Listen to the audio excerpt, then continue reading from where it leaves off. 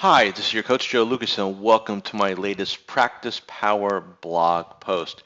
Hey, today what I want to do is spend some time, it's one of my favorite subjects, talking about beliefs. And what I'm going to share with you in a little bit today is an actual belief chart. The way I like to explain it to clients, and actually when I go speak, it's one of the most powerful things I do, is look, in order for us to get to the next level, both personally and professionally, a lot of times what people look at, what advisors look at, is, hey, tell me what I need to do differently. When somebody comes into my world and is looking to hire me as their coach, they'll tell me, look, what I need, they'll want to know, hey, what do I need to do different? And what you're going to see in a little bit is, doing is not the first thing you need to work on in order to make changes. One of my mentors, Tony Robbins, two and a half years, 2.5 decades ago, when I first saw this, it was presented a little bit differently, but it really made me understand how to make changes not only in myself, but then how to help other people make changes also. See, what has to happen in a lot of respects is you need to first take a look at, the why. Why does something operate? Why are you the way you are? Why do you do the things you do, right? And sometimes more importantly, why aren't you doing the things that you know you need to do? So what I'm going to share with you, we're going to go over a couple different areas in a second, is really what I call your human OS, or your human operating system. This is why you do the things you do, why you don't do the things you do. So let's kind of get into it a little bit here. So the first thing in any chart is belief. So the first thing is, what do you believe? And we're going to use a very good example here that I think a lot of you will get, and you'll see what I'm talking about. So let's just say now beliefs come into in two categories. There's empowering beliefs, right, or what we call positive beliefs, and there's disempowering beliefs, or what we'll call negative beliefs. So let's take a disempowering or negative belief. Maybe you've said to yourself, hey, you know what? I just can't get referrals from my clients, or I'm not good at getting referrals, or I'm not good at introductions, whatever it is, right? So let's say that's your belief. That's kind of, and it doesn't matter, we're not going to get into where it came from. Let's just assume it's there, okay? So my belief is I'm not good at, I don't get, okay? So let me ask you a question. If you believe you're not good at something, how much action are you going to take? How much energy, time, effort are you going to put into it? If something you don't believe you're good at, you don't like to do, is that something as an adult that, nobody makes us, right? Is that are you going to take a lot of action? So if you believe you're not good at getting referrals and introductions, how often are you actually going to bring up referrals and introductions to your clients in touch base calls, in reviews, in whatever, right? And the reality is that you're not going to do very much of it at all, right? Because you don't believe you're good at it. So what happens? Well, I get a crappy result. In other words, I don't ask, I don't get, or maybe once in a while I get one. And what does that do? It gives us evidence. Now, what does that evidence do? It reinforces that negative or disempowering belief. It goes, and then we go round and round. It's called a downward spiral. So if you look at this chart, let's just say you were going to go ahead and say, you know what, I'm tired of it. I've been at this game business 20 years. I need to get referrals. I need to grow my business, right? What most advisors will do is they'll go right into here, into the action. What do I need to do different? So that's the question, right? What do I need to do different? If you read like Registered Rep and Wealth.com or research, or you go to if your company has conferences or the FPA or IMCA, whatever, and they, as all organizations do, they parade their super achievers up there. And what most people want to do, hey, just tell me what you do. Man, I want to know this person's secret. And you end up again looking at what? Their actions. Actions are the second step in making any change. The first step is this, handling the beliefs, okay? So let's just say you had a different belief. Let's say, hey, I really like asking for referrals. I believe I deserve them. My clients are happy to refer me if I ask. Let's just say that was the way you rolled. Well, if you think you're good at something, how much action are you going to take? What kind of results are you going to get? What is that going to give you in terms of evidence, and where we go? Because look, if you don't believe you're good at something, you're not going to ask, you're not going to get a lot. See, I'm right. And that's just the way it works. So what you need to do is to change a belief. Now, how do you do that? Great question. Some of you are probably asking me. So here's the first question you have to ask yourselves. Do you believe, and this is, by the way, this is not something, as weird as it sounds, this is not something that I came up with. It was actually one of my clients about 10 years ago. I asked this question of a group. I said, what's the most important belief to have? Right? And I always thought it'd be, well, that you can be successful no matter what, that failure leads to success, right? I mean, those are some of my key beliefs, right? And one of the attendees raised his hand and said, really think about it, the most important belief to have is the belief that you can change your beliefs. And I said, very nice. Didn't think about that, but you know what? They're absolutely right. So now, are there people that don't believe that they can change things? Well, yeah, you know what it sounds like? It sounds like this. I am what I am. Or, you just can't teach a dog a new trick. Or, I've been in this way for 30 years and I'm not about to change now. See, if you're wired that way, you're dead. Because no matter what you do, no matter what you buy, no matter what system you want to invest in, it will not change you. Why? Because you don't believe you can change. And let me say this here as I'm recording this on a beautiful Friday afternoon here in sunny, now warm Florida, that, hey, this industry of ours is rapidly changing. I'm looking at the landscape. I'm looking at the technologies that are coming in. I'm looking at the new service platforms, the robo-advisor platforms. All the major firms now are pushing their own kind of version of it. And, you start looking at it, and you've got to realize that you just can't, if you don't believe you need to evolve and change to stay competitive, then you know what? I hope you're 5 years or less from retirement, because you need to get out and get out while the getting's good, because the next 10 years there's going to be tremendous upheaval in our industry. And those that have a belief that believe they can adapt, that they can flourish, that they can find opportunities where nobody sees them, will obviously have a really large competitive advantage. So let's get back into changing beliefs. So if I'm going to make a change, let's stay with our referral piece, right? Because I think a lot of people can relate to that. So the first thing you need to do is take the belief that says I'm not good at, or I suck at, or I don't get, or I don't deserve, right? And you need to write the exact antithesis or opposite of that belief. Now, let me be very upfront with you about this and very clear.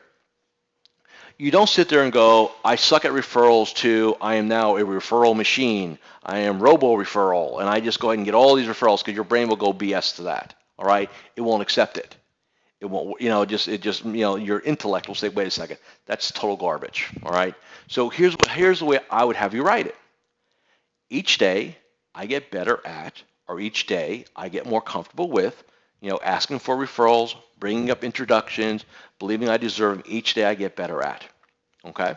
Now, and that's the belief I'm going to give you, or that's the belief I'd recommend you adopt. So you say, okay, Joe, is it really that simple? Oh, okay, I have this belief. It's disempowering. It doesn't serve me. So what are you saying is you just got to write the exact opposite? In a lot of cases, that's exactly what I'm saying to you. You write the exact opposite, but writing it down makes it real, right? But here's where it happens. I'm going to go back to one of my other strategies we've talked about for decades now, which is the morning success ritual, the power hour, call it whatever you like. That's where, remember, you read your business plan, you do your mental diet, right? You kind of get your mind right to have a day. So what we want to do in our morning ritual is we want to review our beliefs. And so what I'd have you do each and every morning is this. Each morning I'd have you, read your business plan, and in there will be your beliefs. And I'd have you read, hey, look, each day I get better at, each day I get more comfortable with, asking for introduction, asking for referrals. What happens to the mind is, as you rehearse this, you start visualizing yourself doing it. You start getting more congruent, more beliefs around it. And then what I'll have you do is, hey, you know what? Let's one time a day, when you're talking to one of your best clients, you're having a great, they love you, everything's great and wonderful, right? No issues. What I'm going to have you do is bring up an introduction conversation, a referral conversation with that person. So what do? We're gonna get our beliefs right.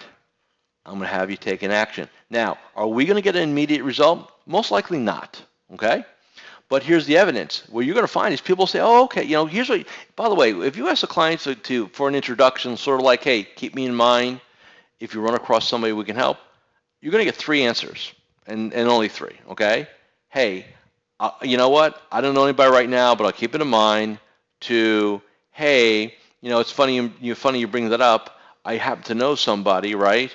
Or you'll get a, hey, no problem if I can think of somebody, or they'll give you a name, right? Either way, I'm thinking in my brain as I'm recording this right now, have I ever had a client come back to me that said, "Hey, Joe, I asked a client for an introduction and they were really pissed off at me"? I've never seen that. Now, again, prudence here, right? If you're having an issue with the relationship, performance, fees, service, whatever, and they're not in a great place, let's just be smart. Don't ask for an introduction if things aren't right, right? That's how you make changes. You need to first look at a belief. So here's what I have you do. And by the way, this works everywhere. So let's say that, let's say you have a belief that says, "Man, I just can't lose weight." Well, guess what? You're not going to, because what are your actions going to do? What are the results? What are the evidence, right? And I can go round and around. And by the way, this is what I call an immutable law, which is this is an absolute: belief, action, results, evidence. BARE, right? That's all you got to remember. BARE for certain, if you want to use an acronym there. Look, what are your beliefs? Do you believe you deserve to be successful? And if so, what does that mean exactly, right? Do you believe you deserve the business? How about this? "Man, I'm just not good at working with high net worth people." Okay, guess what? You're not going to work with high net worth people, because if that's your belief, you're not going to seek that out. And that's what has to happen. When I look at a client or a potential client in my space, one of the things we'll do is there's two chunks of my planning process I'll have every new potential client do as really part of the evaluation process. It's like I gift it to them. I'll have them do module number one of our business planning process, right? Which is our ideal life and lifestyle. So in other words, I'll have you articulate your grand vision for your world, personally and professionally. But then the second module, which we call blueprint, or my blueprint, is a deep dive into beliefs, values, rules, and what I look at is the disempowering beliefs. I actually have people write it. "Hey, what are your negative or disempowering beliefs?" "I'm too old, I'm too young, I'm not educated, I'm not comfortable, I'm not good at." And we look at all that head trash, all that garbage, if you will. And that's where we start the work, because guess what? I can talk to you, we talk about systemization all the time. I can talk to you about systems till I'm blue in the face. But until the mindset changes, until the mind's right, which is really the beliefs, until that gets locked in, I'm sorry, you're going to struggle, because you're not going to take action. You're not going to move things along. You're going to talk yourself out of moving forward, and that's what happens. So what I'd like you to do is, I guess, a challenge for you. If you're a member of Practice Power, go look at your module 2, my blueprint, and look at what your disempowering and empowering beliefs are, and really get a feel for that, and then write the antithesis, something that's believable. Mentally rehearse it every morning. Write it down. Stick it. I have clients that will stick a little Post-it note on their monitor. "I'm getting better at referrals every day. I'm getting more comfortable in bringing up introductions every day." And it's there, and they see it. They see it every day, multiple times. Stick it on your bathroom mirror. Whatever you need to do to rewire yourself. Because remember, a belief is nothing more than a feeling of certainty. So, and where do beliefs come from? Our past, our experiences. You're not born with it. There's no DNA belief set. Okay? Doesn't exist. What we do have, though, is, again, subconsciously and consciously, all the intakes you have going on. And you've got to be careful about that, because, you are what you eat. You become what you think. And thinking comes from inputs. So you got to watch the inputs, right? Be very careful. So I'd have you do that every morning. Wire yourself, write it, take minor action towards it. It will start producing results, or at minimum, you'll get no results, but it won't be negative, right? Give you evidence, hey, this is not so bad, I can keep doing this, so on and so forth. That's the key. Exercise. Man, I just can't get to the gym. Well, tell me about your standard for the gym. I mean, I want to work out 2 hours every day. Great. How many times do you do that? Once every 2 weeks. Great. How can we not go more often? Well, because I don't have the 2 hours. There's a belief, right? I need 2 hours to be healthy. Well, great. So now I got zero. So how am I doing? How about the belief was, you know what?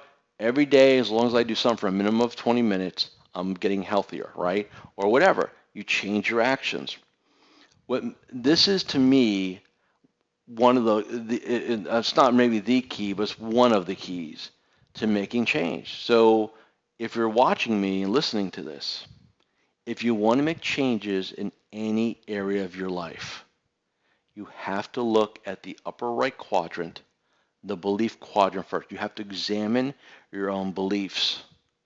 Otherwise, you'll never take the actions that you need. Okay? So keep that in mind. Now, one last thing, and then we'll get going for the week. Number one, obviously, every over the weekend I post our brain food, right, for the week. Starting in May, I'm going to be actually tweeting every morning some brain food. So I'll have something delivered to your mobile device. Maybe it could be a short video, it could be an article, something that I read that is inspiring. So if you're not following me on Twitter, there's a link here to go do so. And for those you say, well, what's Twitter? Or my firm blocks it. Hey, drop it on your mobile device. That's cool, and you can follow me there also, okay? And oh, by the way, if you get the Practice Power app, our Twitter feed is also embedded in there, and you can get it that way. Mobile devices are great, allows us to do some sharing, so take advantage of that. And until next time, Coach Joe Lucas saying be successful, be passionate, be well, and I'll see you soon.